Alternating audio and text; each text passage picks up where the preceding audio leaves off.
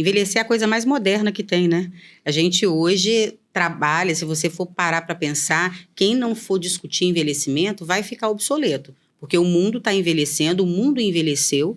Eu falo que a gente ainda tem uma mentalidade no Brasil de aquele Brasil jovem, do Sim. samba, futebol e carnaval. É. A gente não para olhar para o nosso envelhecimento. É impressionante a dificuldade que o Brasil tem de olhar para esse país que envelheceu. Mas você acha que tem uma...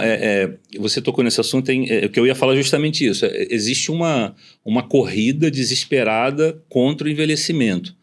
Mas, ao mesmo tempo, as pessoas parecem que têm vergonha de dizer assumir que envelhecem, né? Você acha que tem algo meio paradoxal aí? Totalmente. Eu falo que todo mundo quer viver muito sem ficar velho. Essa conta não fecha. Sim. Porque a única maneira de se viver muito tempo é envelhecer. O contrário disso, a gente tem que morrer hoje, que aí fica todo mundo novo e aí beleza. Então, a gente tem que entender que esse processo, ele é natural. Não sei de onde saiu que isso é uma coisa antinatural. Não é antinatural envelhecer, é a coisa mais normal do mundo envelhecer. É mais uma etapa, que pra gente chegar lá, a gente tem que estar vivo. Senão, a gente não tem como cumprir essa etapa. Então, eu acho que é desmistificar essa ideia do envelhecimento como doença, como fim de vida. Sabe aquela coisa, a palavra aposentadoria? Como não poder mais, né? Não poder mais. Aposentadoria, né? Aquela coisa assim, o aposento, aquele que fica lá no fundo. E aí, a gente entrou num lugar de aposentado do trabalho e da vida. Mas ninguém precisa se aposentar da vida. Você pode se aposentar daquele trabalho e começar tantos outros, ter outras expectativas ou outras perspectivas. Porque também, André, vamos combinar que envelhecer é tão moderno que a gente não está acostumado com essa velhice. Se você for parar para pensar, há 40 anos atrás, 30 anos, quantas pessoas você conhecia com mais de 60 anos que tinha pai e mãe vivos? Sim, sim. Era raro. A maioria das vezes os pais eram falecidos. Uma pessoa com 60, 65, 70 já não tinha mais pai e mãe. Agora, é difícil você encontrar uma pessoa de 60, 70 anos que não tenha os pais vivos. Eu até andei estudando um pouquinho esse lado e a gente está vivendo, acho que uma das poucas épocas, tirando aí antes um pouco da Covid, né? Porque a Covid, em que a gente chega a ter, acho que são 5 gerações vivas. Sim. Né? Nunca antes na história a gente se conseguiu. Pode ter um caso ou outro, mas hoje é super normal. Normal. Você ter bisavó, né? E é exatamente isso. Você vem, a gente parar para pensar, como eu disse, há 40 anos atrás, você não tinha essa perspectiva do avô. Uma criança ter bisavó era uma coisa muito, muito raro. Se você encontrasse uma pessoa com 75, fala, nossa, que idosa, mas 75 anos, que beleza, né? Agora, todo mundo tem 70 anos, qualquer pessoa tem 70 anos, 80, 90, 100. Então, você encontrar pessoas centenárias hoje é extremamente comum. É muito comum você encontrar crianças que têm a bisavó. E, muitas vezes, bisavó dos dois lados. Então, essa nova realidade, essa nova formatação, a gente precisa entender, né? Eu penso sempre na avó Benta, lembra do Sítio Pica-Pau Amarelo? Aquela vovó de cabelo branco, coque, sentadinha numa cadeira de balanço. Você tem noção de quantos anos ela tinha? Não, mas é engraçado, mas não...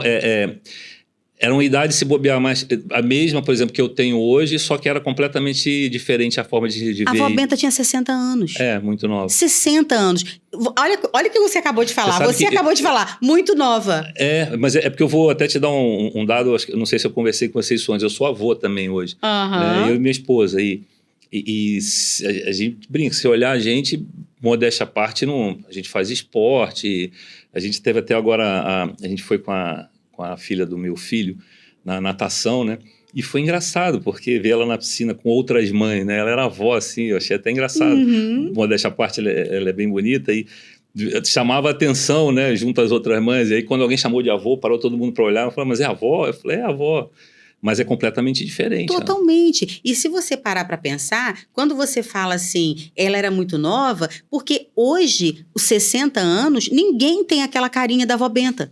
Aquela carinha, aquela formatação daquela avó sentada numa cadeira de balanço com aquele coque e cabelo branco, você tem que ter 90. Para ter aquele jeitinho de vovó, tem que ter 90 anos. Você não encontra mais essa avó. Essa avó que você encontra hoje é a avó que está na natação com a neta, que está fazendo compras no shopping com a neta, que está indo viajar, que está fazendo um curso, que está reestruturando a sua vida, recomeçando um trabalho. Está até vendo uma nova profissão, está num processo de mudança ainda, né? Quando lá já estava num processo da aposentadoria, como você falou, né? Da aposentadoria, da finitude, de achar que aquele espaço é o espaço só do cuidador, de ser a cuidadora, de estar cuidando de um netinho, estar cuidando da netinha, ou estar cuidando de um ente, e pronto. Você não tinha uma função social. E aí esse é o grande ponto que começou a nossa conversa, não sei se você vai lembrar lá atrás, né? Porque a gente falou justamente isso. Hoje eu tenho a minha mãe, meu pai é falecido, a gente tem a sogra, a gente estava conversando e eu queria um pouco a sua visão sobre essas 3 gerações, né? A nossa atual, a dos nossos pais e a dos nossos avós, porque por tecnologia, pelo mundo, são muito diferentes, né? Como é que você vê esses 3? Principalmente a dos nossos pais, eu acho que eles se preocupam mais, porque eles... Era como se eles não acreditassem que fossem durar tanto. É um pouco, às vezes, a visão que eu tenho, né? Sim. E aí você falou dessa coisa do social, né? Não criaram um ambiente... Hoje a gente tem muitos amigos, tem... Não criaram vínculos. Não criaram rede de apoio. Porque, na verdade... Rede de apoio. Porque, na verdade, André, o que acontece, e isso que você está falando, é muito claro. E a minha preocupação é porque eu já me vi passando, vi você falando naquele dia e me coloquei... Quantas pessoas não estão... Eu converso com outras pessoas estão... E aí fica um sentimento de culpa, de o que faz, o que não faz. É nesse ponto também que acho que é importante a gente levar para o pessoal aí, sabe? Não tenha dúvida, porque eu acho que assim, a estrutura social mudou muito. Primeiro, que na época dos nossos avós, se tinha 8 filhos. 10 filhos, 11 filhos, as casas, a estrutura familiar eram famílias muito grandes. Sim. Porque essas mulheres não saíam para trabalhar. Essas mulheres ficavam dentro de casa cuidando daquelas crianças todas, para que as crianças, né, pudessem aí crescer, se desenvolver. E o pai, a figura do provedor. O pai, ele não tinha função na criação das crianças, repara. Verdade. Não tinha. O pai, ele tinha que sair de casa para prover aquela família. Ele não precisava, a sociedade não cobrava dele presença. Ser um bom pai significava que ele dava condições para aquelas crianças crescerem. Ponto. Ele não tinha vínculo com as crianças no sentido da criação. A criação era da mãe, né? Fim de papo. Essa segunda geração, ela já vem um pouco de um outro contexto. Poxa, eu queria que meu pai tivesse um pouco mais de vínculo. Eu queria ter tido um abraço do meu pai. Eu queria ter ouvido do meu pai que meu pai me amava. Né? A falta do pai faz falta. Aí começa a trazer essa ideia de que esse pai não é só um provedor. Ele também precisa ter esse vínculo afetivo. Ele precisa também fazer parte daquele movimento.